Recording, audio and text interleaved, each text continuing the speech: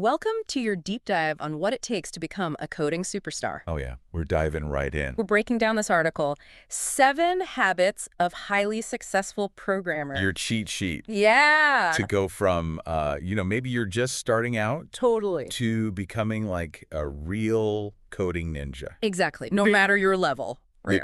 No matter where you're at. This is about those core habits Exactly. that make you, like the programmer that companies are like, we need this person. Yes, absolutely. Oh, yeah. These are the kind of insights that, will change the way you think about programming. Yes. Not just what you're like typing. Totally. And this article jumps right in. Okay. Habit number 1, continuous learning. It's not just knowing like the latest JavaScript framework or whatever. It's deeper than that. Right. It's that drive to be a constant learner. Yeah, because that's the thing, right? As soon as you learn one thing, Because as soon as you feel like you got it's outdated. something else changes. It's like you're always. I remember when I first learned about this whole idea of continuous learning, and I was like, Yeah, what was that like? drinking from a fire hydrant? It's overwhelming. Right? It's too much. So Yeah. how do we actually break that down? Well, that's what's cool about this article is they give you actionable steps. Like dedicate time every single day, even if it's just 30 minutes. That consistency is key. Okay, that feels manageable. Right. Yeah. Diversify your learning sources. Don't just rely on like online courses or just books. Use a mix of everything. Podcasts like this one even. Oh, yeah. We're a wealth of knowledge here, obviously. Obviously, but seriously. Then there's that like late night coding rabbit hole, Oh, 100%. You start with one Stack Overflow question. And then, 4 hours later, you're like, how did I get here? Exactly. Okay, so we're learning consistently. We're mixing up our sources. Oh, What else? The last part, and this is huge, is applying it. Don't just like read about the new React update. Actually build something with it. Because otherwise it just stays theoretical. Right. It never actually makes it into your your actual coding skills. Yeah. It's like, learning to play guitar. You're not going to just read books about chords. Right. You can actually pick up the guitar and practice. Speaking of practical application, let's get into habit, #2, clean code. And I have to say, Ooh, this is a good one. yeah, I am so guilty of sometimes being like, it works, ship it. Yeah. You It's like that junk drawer in your kitchen. 100%. It works, but good luck finding anything. It's a mess. Clean code is making it understandable for you, for your team, Yes. for your future self. Oh, future me is always so mad at present me. It's like, who wrote this? We've all been there. The article goes into some key principles of clean code, and one of them is DRY. Don't repeat yourself. DRY.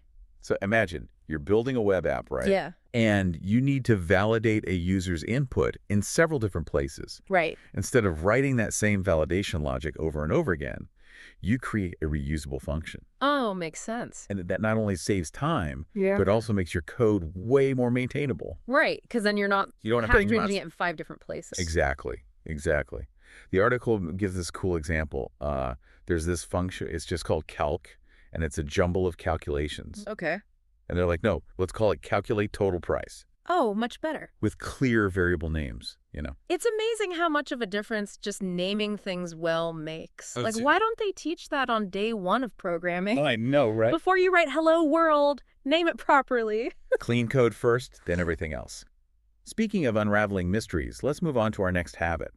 It's habit #3, and this is where we put on our detective hats.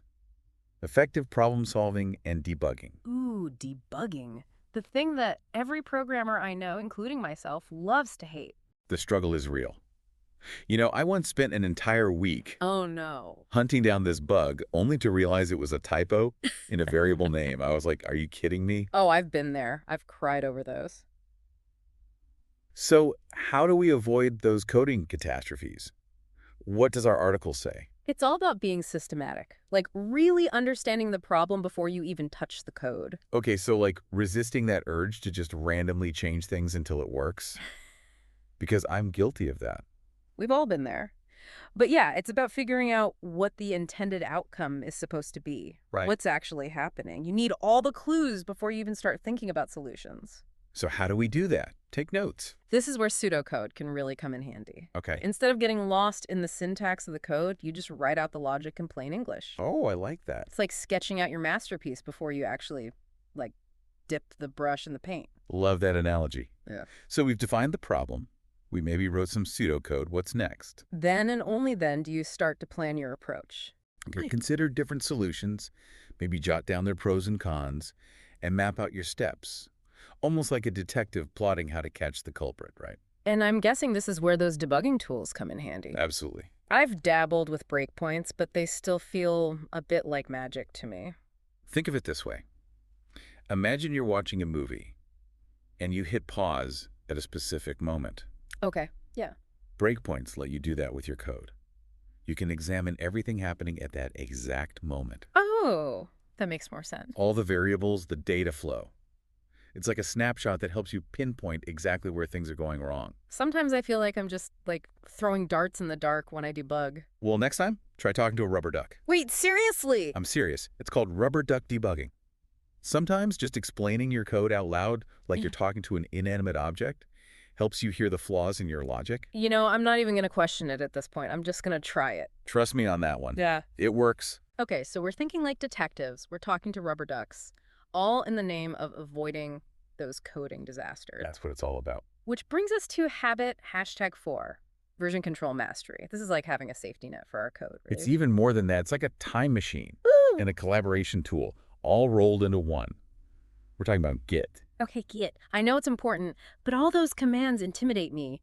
Commit, push, pull, merge. It's a lot. It's like learning a new language. But think about it this way. You're working on a new feature, you make some changes, test it out, and it works perfectly. Ah, yes. The best feeling. Right. So you commit those changes, which is basically like taking a snapshot of your code at that moment. Okay. You add a little message to the snapshot explaining what you did. Like a label. Exactly. And that snapshot is stored in your local repository, which is like your personal coding journal. I can get behind that. So how do I share my amazing, perfectly working code with my team? That's where push comes in. You push your committed changes to a remote repository. Think of it like a shared project folder online, often on a platform like GitHub. Got it. Now, you teammates can see your changes, download them with pull, and even build upon them. So it's like this ongoing conversation between different versions of the code. You got it. Each snapshot is a point in the conversation. And this is really just the tip of the iceberg with Git. There are branches for experimenting, merges for combining those experiments. Yeah. So much more to explore. It sounds like Git could be its own deep dive. Oh, absolutely. Yeah. But even understanding the basics can be a game changer for your workflow and collaboration. Okay, we've covered some serious coding territory here, ready to switch gears to some broader skills that are just as important. Bring it on. All right, strapping in for these last few habits. Buckle up. Because these feel like those universal truths, right? Yeah. That, like, every profession should have on a poster somewhere. Yeah, totally. Essential skills. Especially for programmers, right? Yeah. So, habit number 5, time management. Time management. We've all been there.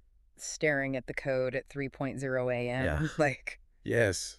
Why am I still here? yeah, where did the day go? But this isn't about, just working all night to get stuff done. No. This is sustainable. Sustainable productivity, yes. Sustainable. The article mentions the Pomodoro technique. Yeah, the Pomodoro. Have you tried that? I love that. I've tried it. Yeah. It's amazing how much more I get done when I actually step away for 5 minutes. It's those little breaks. Yeah. Your brain needs those resets. Yes. It's like clearing the cache or something, Yes. The article also talks about time blocking, which is basically, blocking out time for different tasks. Yeah. Like having a schedule, but for your code. Exactly. And all those like project management tools that exist. Oh, lifesavers. Lifesavers, especially if you're on a team or if you're working on multiple things at once. Especially multiple projects. Oh my gosh. Yeah. Those tools become your best friend. Yes. But even with the best time management, if you can't communicate effectively, you're It's all for nothing. going to run into problems. Which brings us to habit #6. It always amazes me how even the most brilliant programmers sometimes can't explain what they do. Right. You know what I mean? It's a different skill set. Totally. Like writing code for a machine. Yeah. One Yeah. thing, explaining that to a human who has no idea. Totally. Totally different. This is where the analogy skill comes in. Yes.